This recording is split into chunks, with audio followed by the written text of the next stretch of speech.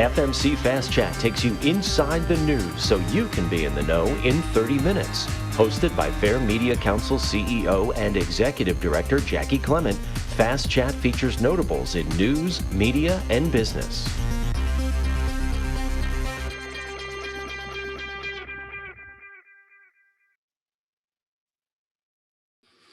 Good afternoon. I'm Jackie Clement. Welcome to FMC Fast Chat. And please remember to use the Q&A box if you have any questions during the chat. You'll find it at the bottom of your screen. Today, we welcome back U.S. presidential historian and best-selling author Douglas Brinkley to talk about the Biden administration thus far and the state of democracy. Doug is in Austin, Texas, which means our historian has actually been trapped inside a current event with the Texas blackout. So the first thing we want to do is check in with Doug to see how he is and how things are doing in the Austin area. So Doug, how is everything? Hey, Jackie, how are you doing? Thanks for having me back. Happy to.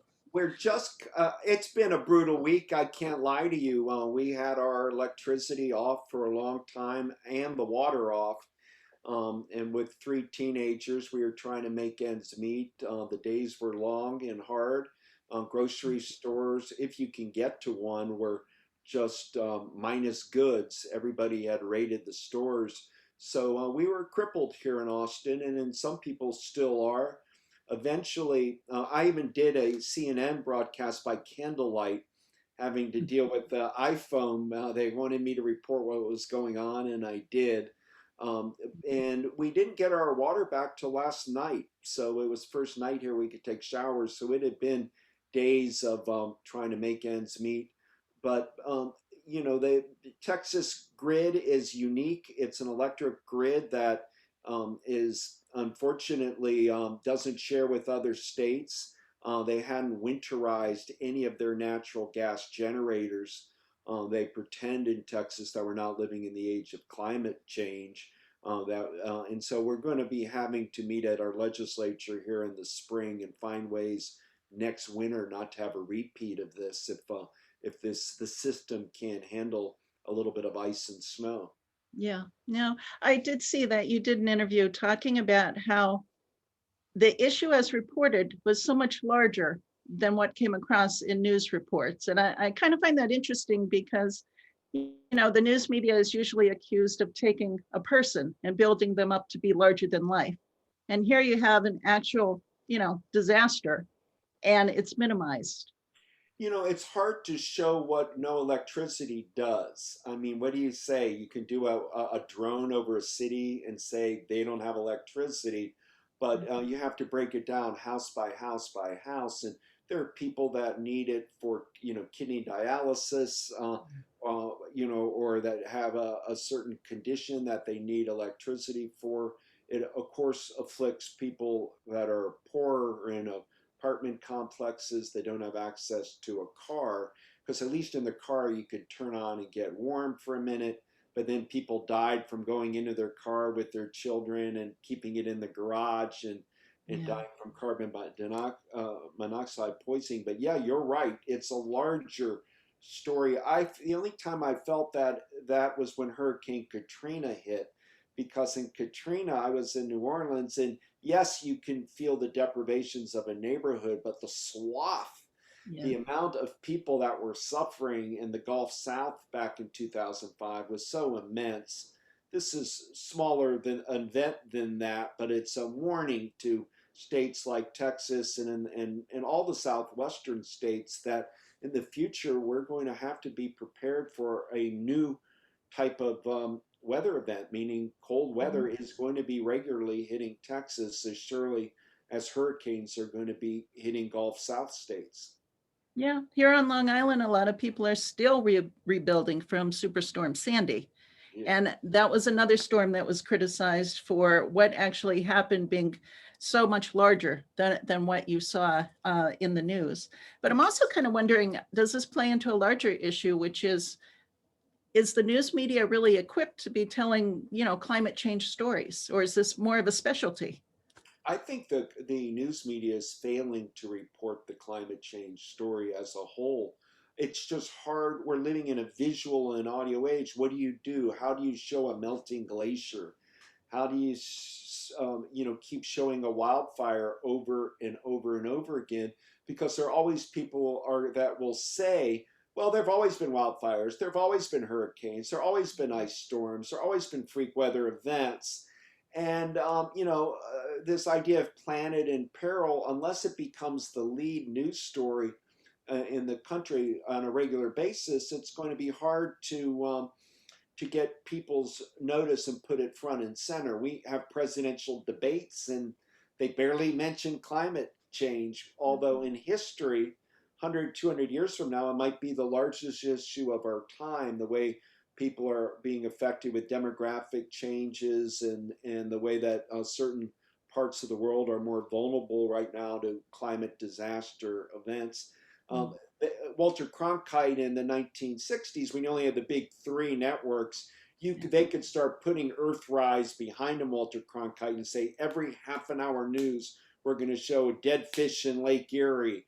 We're going to show, sludge in a river in Missouri.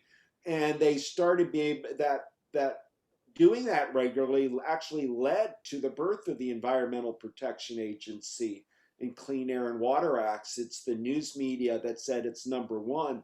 I mean, the networks made Earth Day 1970. They treated it like a Republican or Democratic convention. They covered it live and big, Earth Day, teach-in all over the country. And so I think speaking of the media culture at large, has to find a way to keep climate change on the front pages of newspapers and cable news broadcasting. And why do you think it fell off the radar? Is that a leadership issue from the top down where the president just wasn't interested anymore? No, I think a lot of advertisers on television news, for example, auto companies up until recently, and oil and gas, Shell and Exxon, they don't really want it as a story. So that if you start overdoing it, you just don't buy ads in that magazine or network. They have a lot of power, the extraction industries writ large as a group. I think that's part of the problem. And then, yeah, I mean, there's no president that wants to prioritize it yet. I mean, Obama tried to do it for a little while, but he made the Affordable Care Act, Obamacare, his big one-off thing that he was going to be synonymous with. And now, and Donald Trump did more of the wall with Mexico and immigration reform. You have President Biden now in crisis, having to deal with COVID-19 and the pandemic and how to get vaccines to people as being his big early initiative. And so it always seems to straggle as the secondary issue when it might need to be the main issue of our time. Treat it as that. Yeah, let's talk a little bit about Biden, because when we last spoke to you, it wasn't long after the events of January 6th. And we look at now, the 100-day theory, which best I can tell, the 100-day theory is a media creation in and of itself, right? The president's performance within 100 days. It seems like, though, no matter how you slice it, Biden is going to be wrapped up in how he handled the pandemic. And that may be the only issue we know him for. What are your thoughts on how is he doing thus far? Well, I think you're right. The 100 days is largely a media creation. Once Franklin D. Roosevelt came in March of 1933, and he put all those New Deal measures into play, the Civilian Conservation Corps and Work Progress Administration, on and on and on.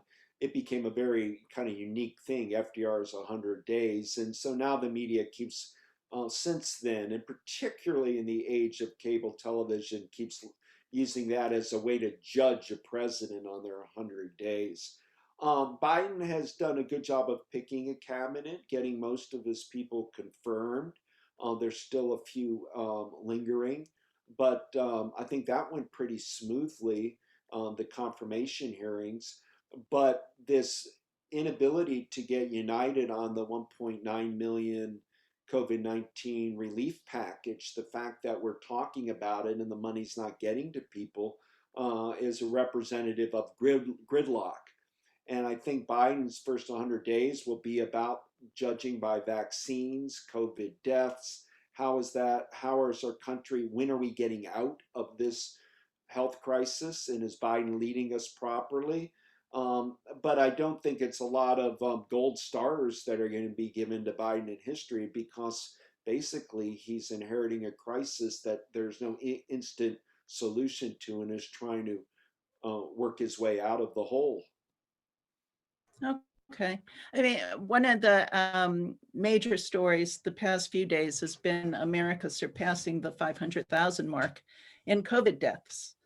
I think we still see, though, there are a lot of people who think the COVID issue is either overplayed or an actual hoax in the news media. So we're still grappling with a very divided America. So I'm wondering if there's been a time in our history where we've seen that happen before, and if so, how did it manage to bridge itself back together again?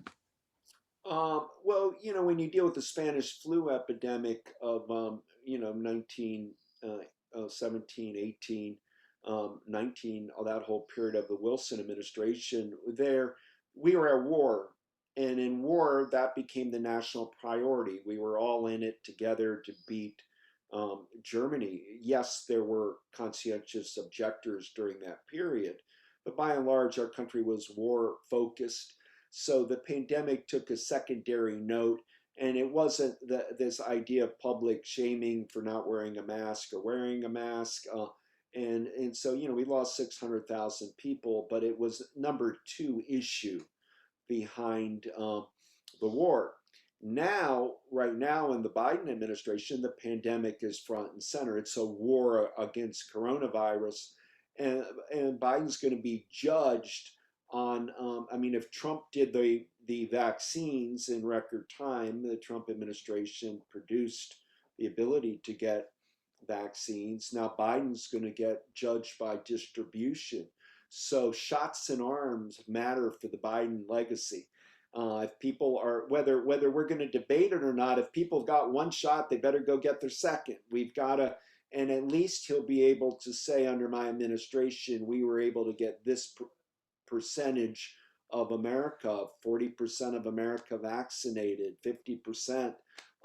That would at least start this idea of herd immunity kicking in.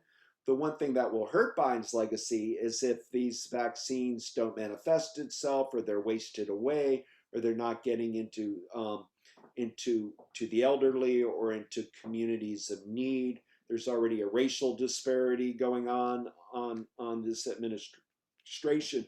I personally think Biden, because he wants to be low-keyed and no drama, and it's worked very well in the 2020 campaign, and it's actually kind of a relief to have a leader acting so mature. He has to be careful not to I think in speech.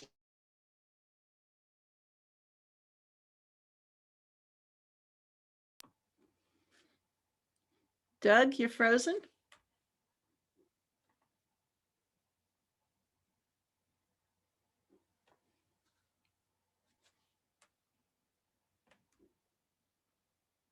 Can you hear me okay? Okay, we can now. We lost you, though, on the last half of that. So if you don't mind just repeating. Well, I was just suggesting that Biden administration might want to have a governing principle, a slogan, a something, the effect of infomercials and commercials. The federal government really needs to be encouraging people to get vaccines, and they're going to have to sell that. The idea that people are going to come to their own conclusion. There are a lot of anti-vaxxers in America.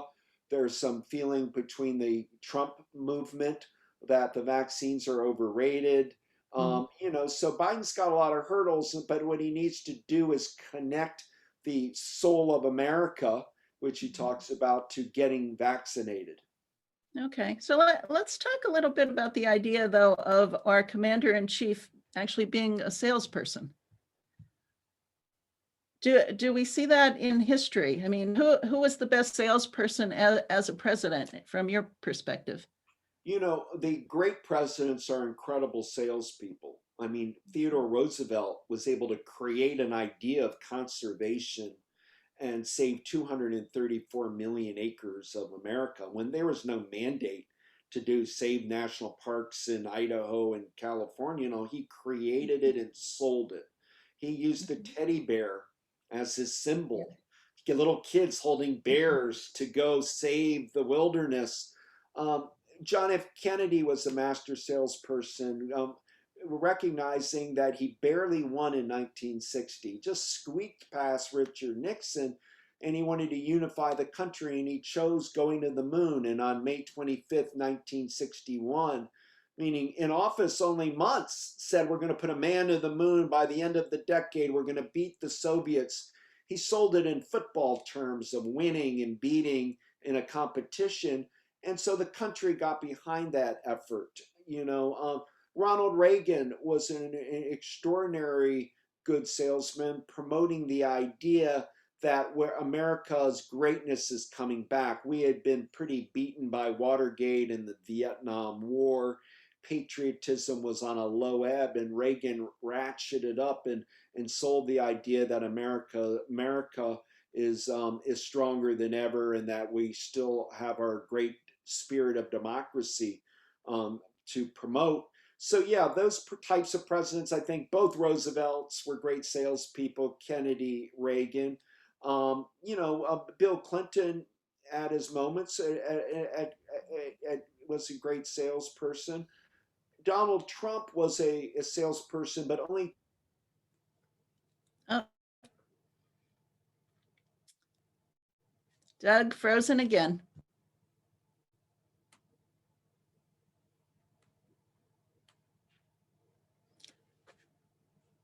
Working through a tech issue. Please bear with us.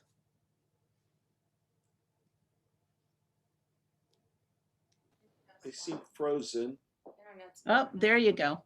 You were just saying that Donald Trump was a salesperson, but I believe you were getting to the point of strictly to his base. Yeah, he's a great salesperson to a base, but as president, you have to try to find unifying issues. I don't know what, Biden is forced to have the war against COVID-19 as his issue. He doesn't have any choice. It'll be interesting to see if we get through this ordeal in 2021, what Biden in 2022 might prioritize.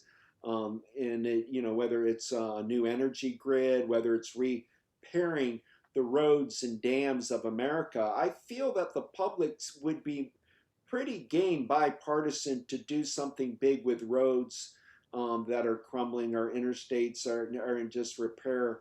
And that might be an area that Biden might be able to work with across the aisle with Mitch McConnell and the Republicans. We'll have to see.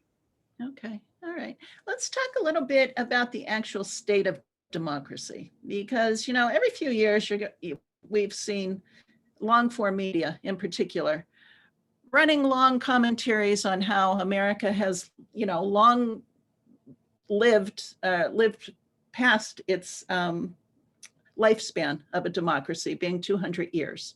And I'm going to say easily, we've been reading these articles now for about the past 30 years, talking about how we're on the decline. And if we look at the 8 stages of democracy as it's laid out, I'm wondering how all of that comes together with, in particular, the events of January 6th.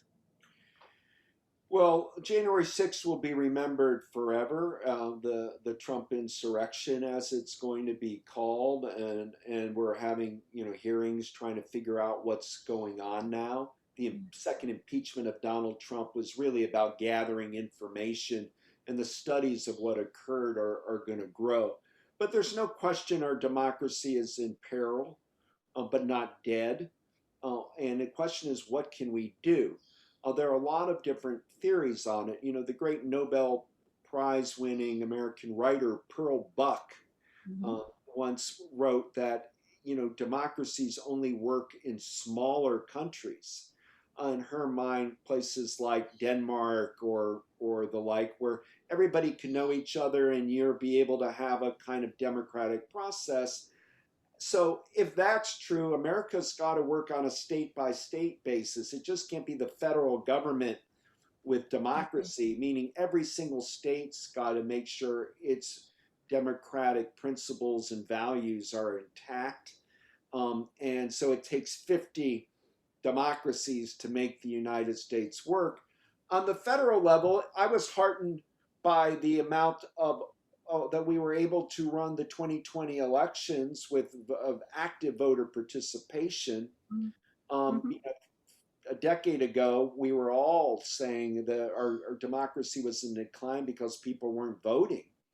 I think that the trend is good, that people are voting. So the danger in our country is just this neo-civil war, that there are just two different philosophical views on what the country should be, and they're at loggerheads.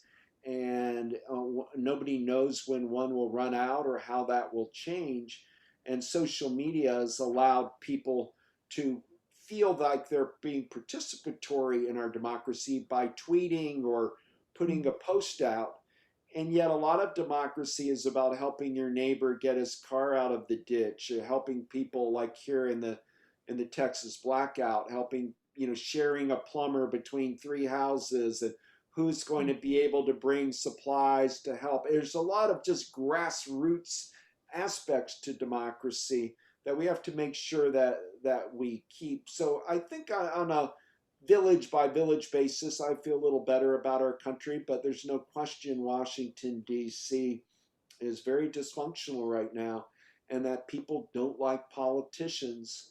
And if they do like a politician, it's one who spends their time bashing democratic institutions, meaning somebody like Trump or somebody like Biden, who's kind of repairing things, the repairman as president. Yeah. I'm wondering when we can get a real kind of vigorous leadership and be on the same page. The Cold War helped us because during the Cold War, we all had the common foe of the Soviet Union. Right Okay. now, our business, the globalism since the 1990s our companies are all over the world, and nobody's really quite sure who the enemy is. So cultural issues start being magnified. Are you pro Roe v. Wade, or are you against Roe v. Wade? Do you believe in climate change, or you don't believe in climate change? And these start becoming our defining issues instead of thinking about the genius of our founders and how lucky we are to live in a country that has this amount of abundant of resources, and how many people in the world still want to come here and live here and move here, because all things considered, it's still a remarkable place to live. Yeah. And as you mentioned, though, particular issues seem to resonate more with people than, I guess, the actual party system, which brings me to the concept of two major parties. Is there a future for that? I think the money that got in through to the two major parties, the amount that you have to have $1 billion to run for president right now, is problematic. Meaning, Citizens United has cost us a lot of woes. It's just a Niagara Falls of money that's needed, a flood of cash to run for Senate. And so that's not very democratic. That's sort of hyper capitalism, but it's not democracy at a kind of more authentic level. I don't know if one could break through with the two parties. The idea of a third party, maybe, but usually it has to be a billionaire. The only real third party anybody was talking about this last round was whether Michael Bloomberg might create a third party because he had the money to do it. And Ross Perot ran a billionaire in 1992, got 19% of the vote as a third party. So I think you could have a third party person, but the thought that has to be a billionaire in order to pull it off, and even then it's hard to qualify for the debates, it's troubling.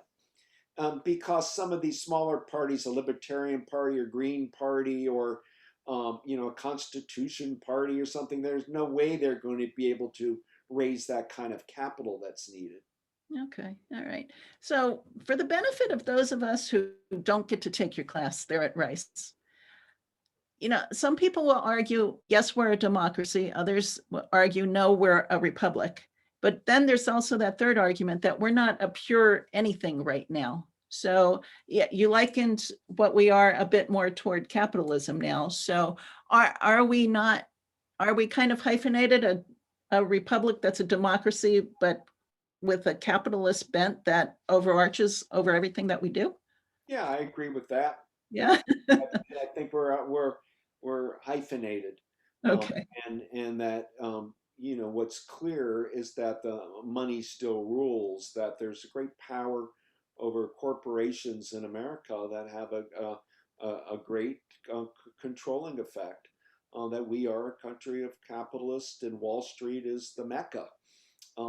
They a deeper problem though is this loss of our middle class, and that people can't really make a living wage, and that we're paying into things like Medicaid and Medicare, Social Security, and well, there's a fear of how they will survive 20 years from now. That how does the funding for all of this work? We're having robotics and automation, and people don't need the blue collar jobs that they once wanted. And the topic that Trump capitalized on is this outsourcing of building factories everywhere else but in the United States. How do we reattract manufacturers to stay in America, where it might cost a little more to build something than it would in Mexico or the Philippines? So the challenges are mighty, but I find that underneath it all, our research and development in America is good. Our infrastructure is fair. Okay. That we've got, we still have a lot of freedoms. Our Constitution still matters. Our judicial system works. I mean, look at Donald Trump saying the election was rigged. He went to court after court after court that threw him out. And Yeah. so I don't think our judicial system is broken, but they're overworked. Our teachers are underfunded. Our infrastructure is getting perilously close to being dysfunctional, and we're now having to deal with possible climate disasters like wildfires that would burn Napa, vineyards in California, or a hurricane that could just knock Tampa or Miami off the map, and or a New York City that's having to deal with, if we continue to have um, public health concerns. If COVID-19 isn't unique, but due to changing the earth around by over industrialization, are we going to have more viruses coming? And what does Yeah. that mean for public transportation? Who's going to ride in the subways? What does it mean for the infrastructure of Manhattan? Are we creating a new society of people working at home instead of going to a workplace? Things are very much in flux right now. Okay, let me ask, we have a question from the audience.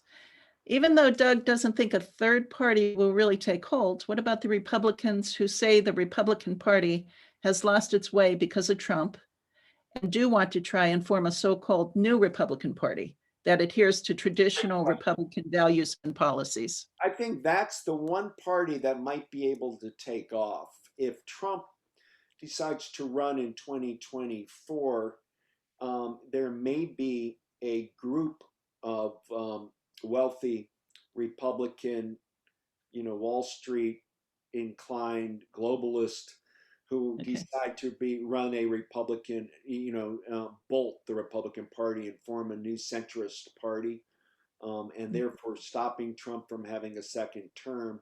And they might be able to come up with a candidate and get the money. That would be a huge development if you could actually split the Republican Party in two.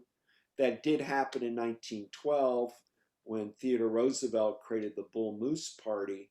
In those days, the Bull Moose Party were progressives in the Republican Party. Today, it's a battle between the Romney Republicans versus the Trump Republicans, and it seems like they can't live together.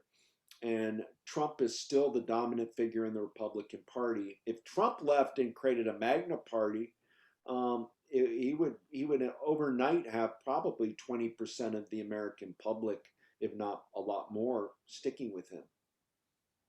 So I guess the question is, how long does Trump remain newsworthy?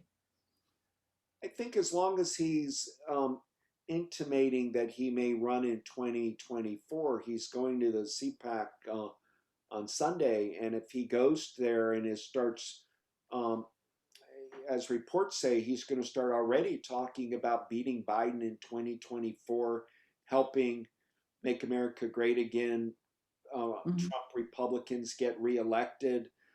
He will start continuing to be a major news source because people just can't get, even people that loathe him keep watching him. He's still a presence. I don't know how his health is. I don't know whether he feels like going at it again in 4 years, but just intimating that he's looking to run in 2024 means he owns the Republican Party. And so he will be seen as the alternative to Biden. Okay. I'm wondering though, now with the pandemic really kind of showcasing where we are technologically as a society. One of the things that's happened in the past year is how artificial intelligence in particular has really propelled forward.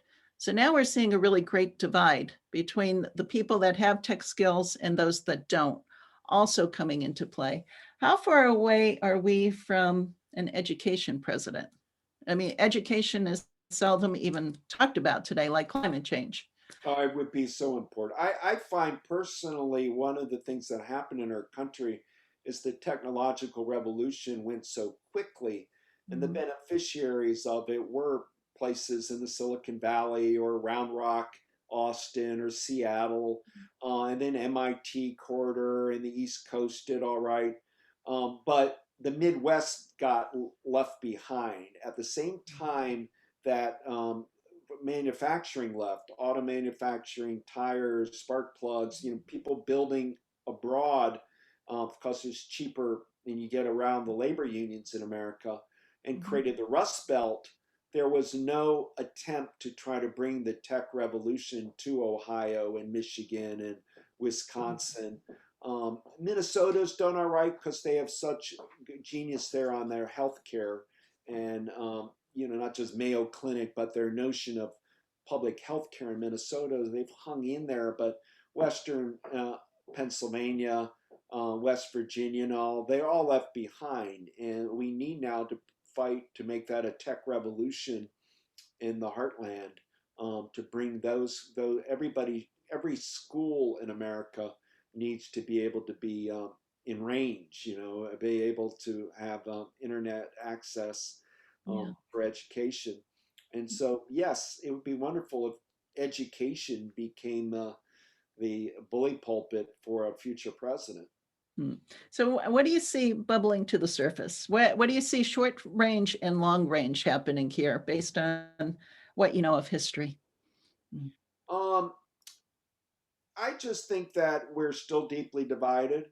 I think Biden has got an opportunity if the vaccinations can be distributed, if you get shots in arms, if by the midsummer, let's just say August, you can start getting some semblance of public gatherings back, baseball games, rock concerts, on and on. And certainly if by Christmas we could say the COVID crisis is over, that means the economy might jack up. People will feel the worst is behind us. You might get a new optimism going in America. We're still a country where foreign countries want to invest. You might be able to get climate accord going with China and start really trying to think global about climate change. So we might be able to get on an uptick.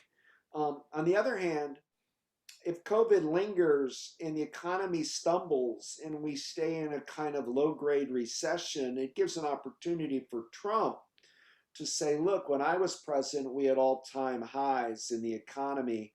Biden is now acting like a traditional liberal, a Walter Mondale, Michael Dukakis liberal. He's got all these programs using executive power, has no legislative agenda. and that Mhm. turned back to me.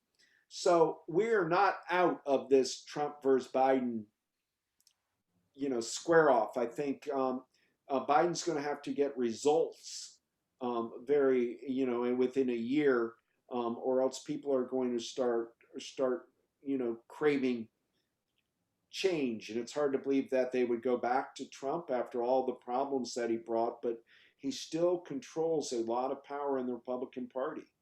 Mhm. Now, what do you attribute the Great Divide in America to? Well, it's been there since the Civil War, Mhm. and it gets patched up from time to time.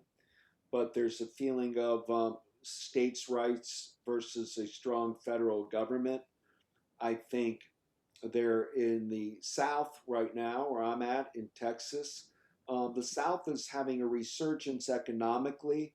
A lot of people are wanting to do business in Alabama, Yeah. Mississippi, Florida, Georgia because of warmer weather, Mhm. and it's no longer a backwater. I mean, when FDR was president, the South, he had electrified the South. It was considered a backwater. Yeah. Um, Today, the South is booming, and so there's a lot of Southern pride in the New South economy, and the fact that, like a state like Texas, you don't have to pay as much in taxes, so it's attracting businesses from California and New York and all.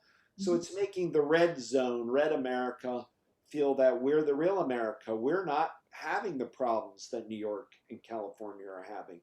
Well, of course, this Texas blackout belied all of that. It showed that Texas is not some miracle place because of low taxes. It's simply that they have a lot of land, and so you can live here cheaper.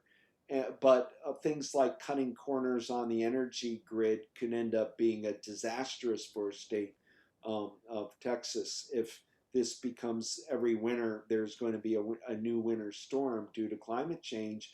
Mhm. Texas hasn't considered that, so they're in the same kind of hole as New York and California in the end. But and then race is a big part of it. Who's the real American? Changing demographics, xenophobia and anti-immigration, a feeling of white America losing something, that we're no longer, our heritage was a core of white heritage, and now we're being called racist, and that everybody, we're considered the bad guys who killed Native Americans and genocide and perpetrated slavery, and it sort of fuels and angers um, a certain segment of white America that this is a time where people are rethinking Black Power movement and women's rights, and so white men are feeling marginalized and in decline, and that creates some of the angst that's going on right now. All right. One last question, and we need to wrap up, but I'm wondering how you feel about the news media reporting on red states and blue states. When you see that kind of reporting going on, what is your take on that? I think it's very reductionary, because there's really is a lot of things happening that aren't being reported. I mean, is Georgia a red state or blue state? They just got two Democratic senators in, with everybody paying attention. And so it's hard to call a lot of these states red or blue. I understand it. I use it. We all do it because it's sort of an easy way to kind of look at the map and figure that out. But I think more and more states are up for grabs. I mean, I don't know what Arizona is, or Colorado is, or Michigan is, or I mean, certainly we can see progressivism is going to have a huge sway in California, and that republicanism or has a huge sway in Alabama and Mississippi. But things are starting to shift around a lot as people are moving different places, and we'll have to, and a lot of this depends on gerrymandering and the like, another problem that we're having to deal with. But it would be better if we did report it, I think, more in the news, actually what's going on in a state, instead of the stereotype of the state. Like Okay. Texas, where I'm in, we had the first lesbian mayor in American history in Houston. San Antonio is one of the most multi-diverse cities in America. Austin is as progressive as Berkeley, California. But sometimes I go north and people think of Texas as people carrying guns and wearing cowboy hats. Right. And, Exactly. that's all over. We have a misperception of different regions that we don't live in. And so we have to be careful with those kinds of stereotypes. Okay. And we have one more question here, which is, to what degree is the news media responsible for the Great Divide? And does their biased rhetoric contribute to political tensions? Well, there's no question about it, but I think once we've got cable television, not nightly news, you're losing the referee and arbitrator concept. And now people are gravitating to the news stories they want to hear. And so we're just, as everybody knows, it's an epidemic that we're dealing with conspiratorial news that's not accurate, people cherry picking the news they want to believe in. So there's not one national public square. And they're not just two, there might be 20 that people are getting, so it's very hard to be unified if you're not sharing the same set of facts and assumptions. Okay. All right. We are actually at time. So I want to say thank you so much for being with us, especially after the week you've had there. Thank you. I love what you do. And Thank you. good luck with the Fair Media Council. And thanks. We'll do it again sometime. Definitely. Take care of yourself. Bye, my friend. The Fair Media Council is a 501c3 nonprofit organization advocating for quality news and working to create a media-savvy society. For more information about the Fair Media Council and upcoming Fast Chat shows, check out fairmediacouncil.org.